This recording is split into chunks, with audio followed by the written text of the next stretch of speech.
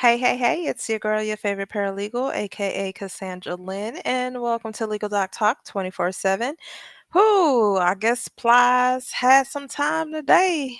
He filed a copyright infringement lawsuit against Glorilla, Meg The Stallion, Soulja Boy, and Cardi B. Let's hop right on into this. All right, so as you can see, shout out to Document Tings, cause y'all know I ain't about to pay for not now pleading. I'ma see where I can get her for free. But shout out to Document Tings for grabbing this petition. Big shout outs to you guys. All right, so here we have Mr. Algernon Lanier Washington, aka Plies, as you can see, was filed in the Central District of California. Him along with Ronell Lavate, World Music Group International, Mr. Brandon Clear, and Alexander Martin, all against Glorilla Hallelujah Woods. I said Glorilla, Gloria Hallelujah Woods, Megan Javon Ruth Pete, Hot Girl Music Production, Universal Music Group, Interscope Records.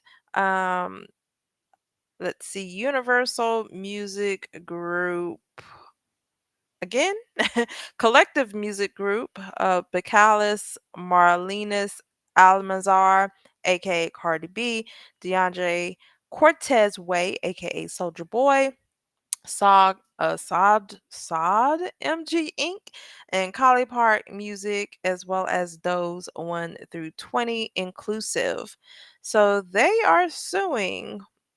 Plies and the other plaintiffs are suing for copyright infringement, contributory copyright infringement, and that is pretty much where a party is held liable for infringement where the other party induced or substantially contributed to copyright infringement by another party.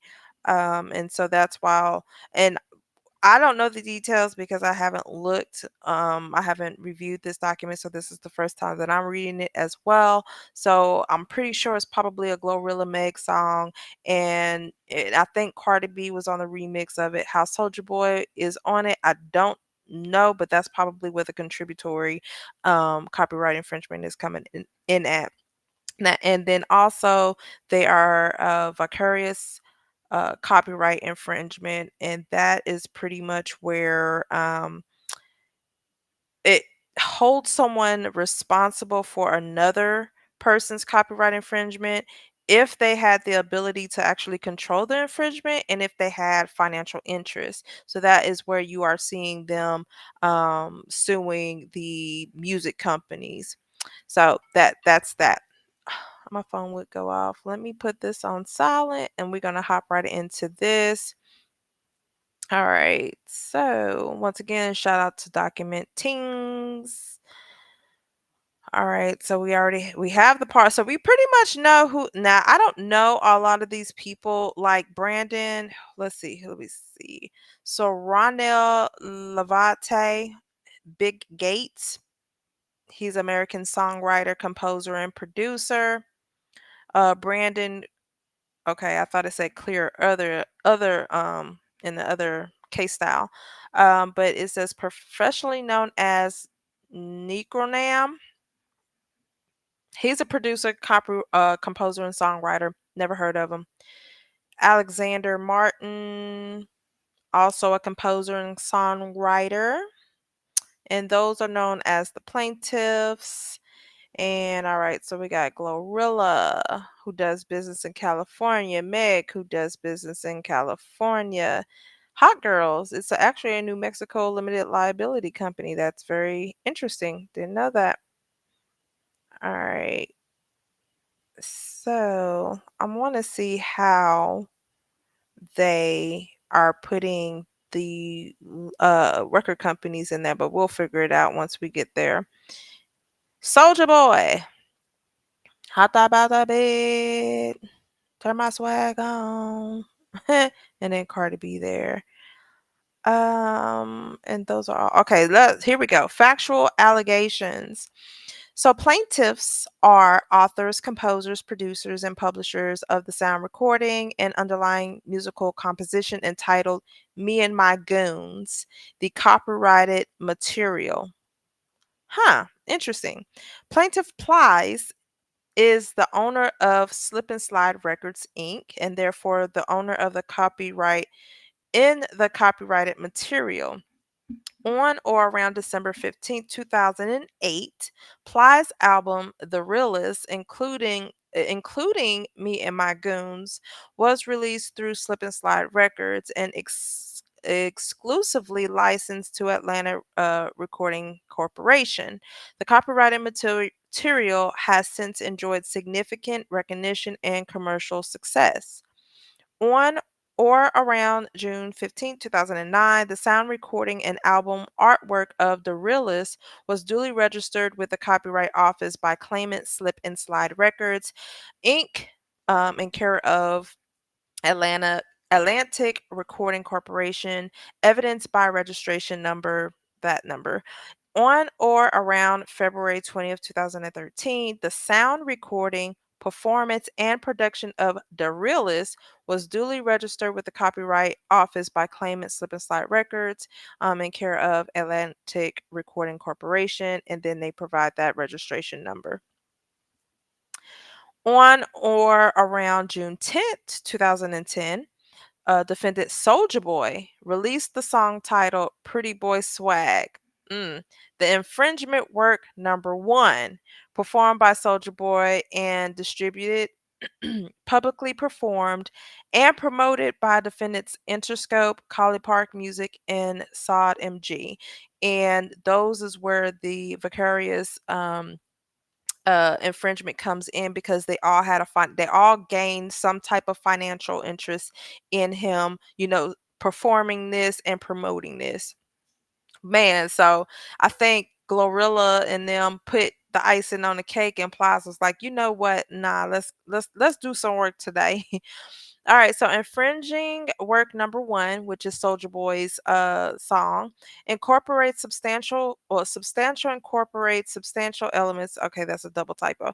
Elements of the copywritten material underlying Me and My Goons and interpolated, replayed, and or reproduce distinctive and protective elements of the underlying copyrighted material, including its melody, rhythm, and or lyrics. Okay. I'm going to write these songs down because I am going to go back and I'm now going to listen. So, first we had The Realist by Plies, and then we have Pretty Boy Swag. Pretty Boy Swag. And that's by Soulja Boy. All right. 28 says upon information and belief in or around 2024, defendant Soulja Boy authorized Meg The Stallion and Glorilla to sample the infringing work number one. Okay, so now this makes sense. This is where you want to make sure that they have entertainment attorneys. So you need to make sure that before you sample something, you do your homework. And this is what it messes them up at. So where it comes to the contributory, that means that they're going to hold Megan and Glorilla responsible for it. And even though they may not have known, they're still going to be responsible for it because one, they didn't do their due diligence to ensure that it wasn't, anybody else's work. Ooh, that's crazy. Anyways, so Meg The Stallion and Glorilla released a song titled Wannabe, and that is the infringer work number two, which was performed by Glorilla featuring Meg The Stallion. And you know what? Meg didn't even know. So, oh man, this is crazy. So both of them didn't know. So Glorilla really didn't do her work to ensure that no, this wasn't anybody else's work. Nasty work. Infringement work number two was released through Interscope and CMG and has been distributed, performed, and promoted across various platforms, including but not limited to streaming services, digital downloads, and public performances. Let me see who released it doesn't show who oh wait. Interscope, Collie Park Music, and Sod MG released his. And then you go down here and you also see that Interscope, Collie Park. See this, so why they didn't, and that's the part. So Interscope and Collie Park, why would y'all release something knowing that it is copyrighted material? So that goes back on them. So they definitely have every right to include these record labels in this petition, in this lawsuit. Infringing work number two incorporates substantial elements of the copyrighted material underlying Me and My Goons without authorization from the plaintiffs. The defendants unlawfully sampled, interpolated, replayed, and/or reproduced I can't speak, distinctive and protected elements underlying the copyrighted material, including its melody, rhythm, and/or lyrics. On or around May 31st, 2024, defendants Meg The Stallion, Glorilla, and Cardi B remixed the song, and we heard that. I like it. Oh man. So now this is infringing work number three through Interscope CMG, which has been distributed, performed, and promoted across various platforms, including but not limited to streaming services, digital downloads, and public performances. The infringing work number three again incorporates substantial elements of the copyrighted material underlying Me and My Goons without the authorization from plaintiffs. The plaintiffs never granted any license, permission, or authorization to the defendants to use any portion of the copyrighted material in infringing work number one, infringing work number two, nor infringing work number three. Upon information and belief, the defendants had access to and were aware of the copyrighted material before creating and releasing infringing work number one, infringing work number two, and infringing work number three. The similarity between copyrighted material and infringement one, two, and three is so substantial that it cannot be attributed to coincidence. Now I want everybody to go do their homework and listen to all three songs. Wait, hold up. So we got Plies song, we got Soulja Boy song, then we got Cardi B, not Cardi B, Glorilla song featuring Meg The Stallion, and then the remix with Cardi B. So we got homework to do. Despite knowing that the plaintiffs hold the exclusive rights to the copyrighted material, the defendants released the infringing work number one, infringing work number two, and infringing work number three to the public without seeking permission or crediting the plaintiffs.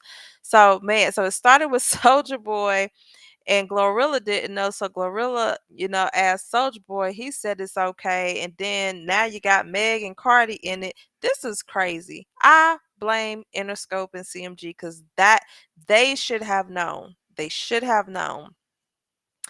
After being made aware of the infringement through communication from plaintiffs' legal representatives, the defendants have failed to take corrective actions, including offering compensation, credit, and otherwise resolving the matter. So, wow. So they were made aware and done nothing about it. The defendants continued use and exploitation of the infringer work constitutes a knowing and intentional violation of the plaintiff's copyright. As a direct and proximate cause of the defendant's unauthorized use of the copyrighted material, plaintiffs have suffered and continue to suffer significant harm. This harm includes, but is not limited to, loss of income and royalties that would have been due if the defendant had properly licensed the use of the copyright material, damages to the plaintiff's reputation and goodwill in the music industry, as their creative contributions have been exploited without acknowledgement, and the dilution of the value of the copyrighted material, as it has been associated with another work without the plaintiff's consent. Good googly moogly. So, as we see, the first one is the copyright infringement. Defendants without authorization from the plaintiff, they reproduced, redistributed, and or publicly performed the copyrighted material by creating and distributing a sound recording that embodied the copyrighted material underlying the registered sound recording.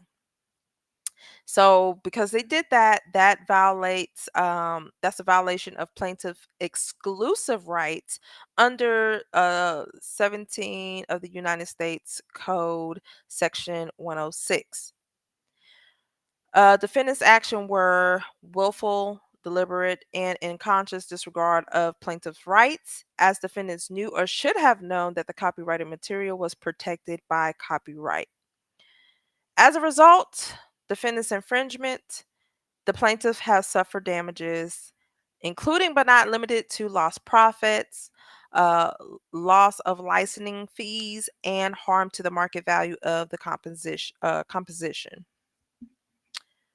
So they are seeking an award of actual damages and profits attributed to the infringement or statutory damages under the United States Code, as well as injunctive relief, attorney's fees, and costs under Section 505 of the 17, paragraph 17 of the United States Code. Second is the contributory copyright infringement that is against all of them. They should have known that the infringing work contained the plaintiff's copyrighted material that was already registered. Um, it says that they materially contributed to the infringement by distributing, promoting, and enabling the reproduction or public performance of the infringing work. These actions facilitated, encouraged, and induced the infringement of the copyrighted material. So, as a result of their contributory infringement, the plaintiffs have suffered damages, including the lost profits, loss of licensing fees, harm of the market value of the copyrighted material. So they're asking for the same thing. And then, last but not least, they are doing the copyright infringement against all of them. So it's not just the music or the record labels; they are doing it against all of them. So it's pretty much the same thing.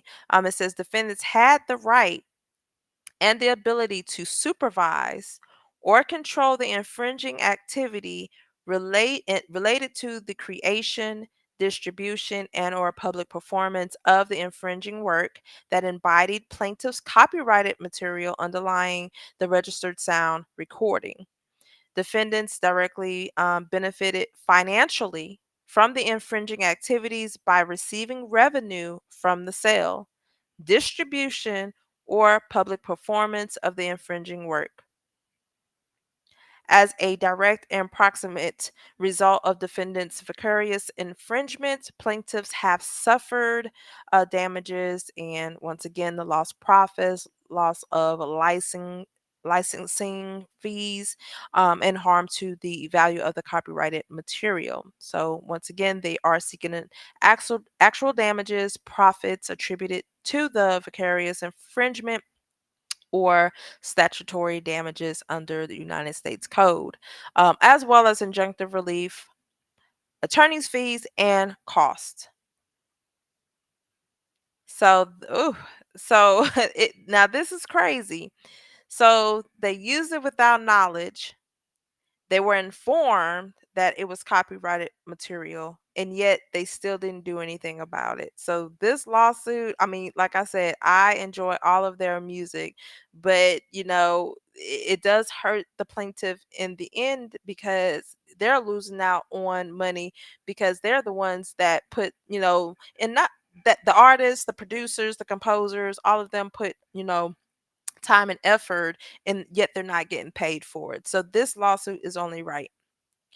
Um, they seek judgment against defendants and each of them in the amount according to the proof as follows. So for a finding that defendant have directly infringed plaintiff copyright, finding that defendants have contributorily infringed plaintiff's copyright, a finding that defendants have vicariously infringed plaintiff's copyright, for preliminary and permanent injunctive relief, enjoining defendants and all persons acting in concert or participation with defendants from further infringing in copyright plaintiff copyright in the copyrighted material for an award of actual damages suffered, including all profits attributed to the infringement,